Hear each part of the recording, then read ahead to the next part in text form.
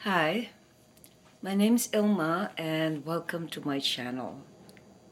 I have been posting Christian blogs almost 13 years next month, every day. Today I would like to share John 5 verses 1 to 9.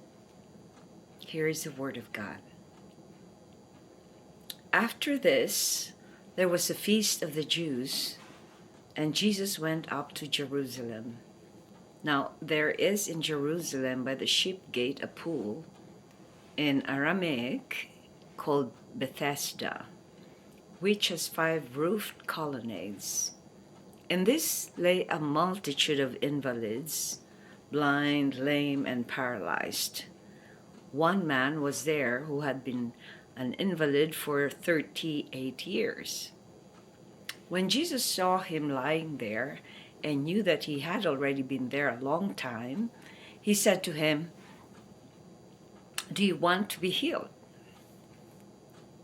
The sick man answered him, "Sir, I have no one to put me into the pool when the water is stirred up, and while I am going another steps down before me."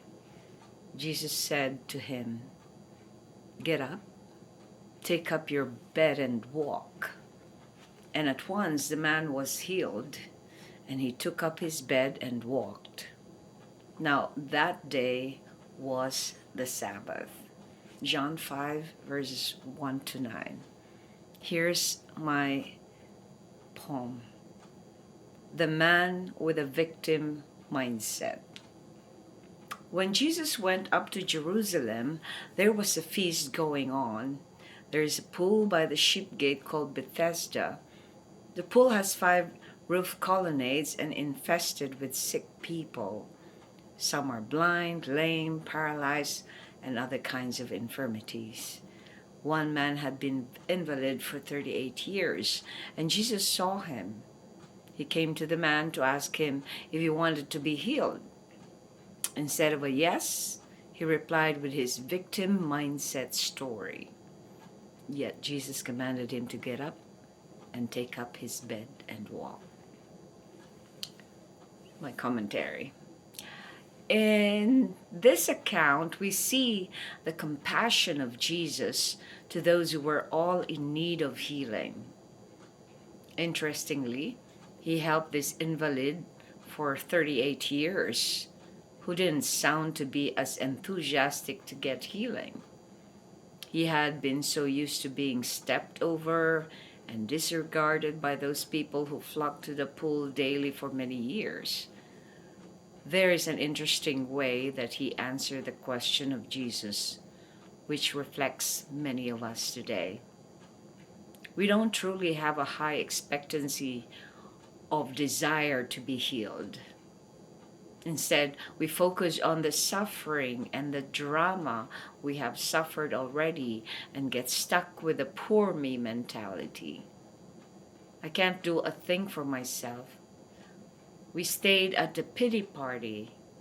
What a contrast Jesus is compared to our very weak and little faith conditions. Yet Jesus still felt compassion for that man of little faith and grant him healing. Reflection. How does a victim mindset set us up for defeat and stunted growth? I think a person who has a victim mindset does not want change. They don't want to rock the boat.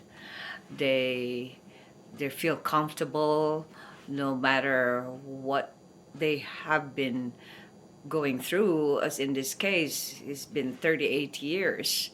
So he doesn't anymore have that hope that the circumstances would be changing if he just had enough faith. A victim mindset is a form of not taking responsibility and not seeing the gifts that are given to everybody that God equally gives to each of us. Because if he really wanted to get healed, he would have done something, maybe pay someone to bring him down to the pool. But he didn't do that because he's so focused on poor me. I don't know what to do. I'm so lame, I'm so sick, and it's just all kinds of excuses. A person who has a victim mindset does not see positive things. They only see the situation that they are in, and it's like they just want to grumble and complain about their condition.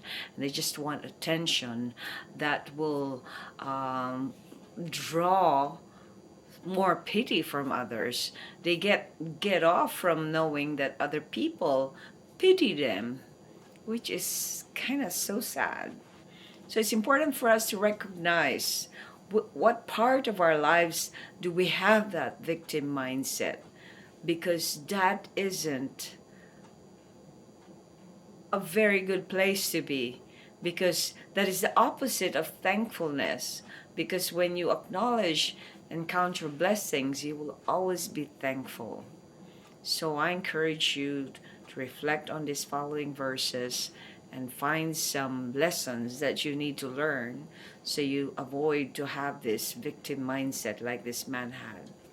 Thanks for watching. I hope you check my website at ilmaars.com for artworks, photographs, and a copy of this blog.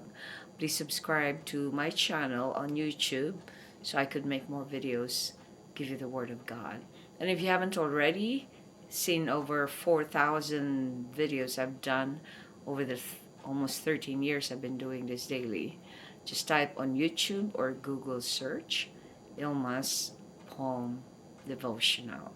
Have a wonderful day.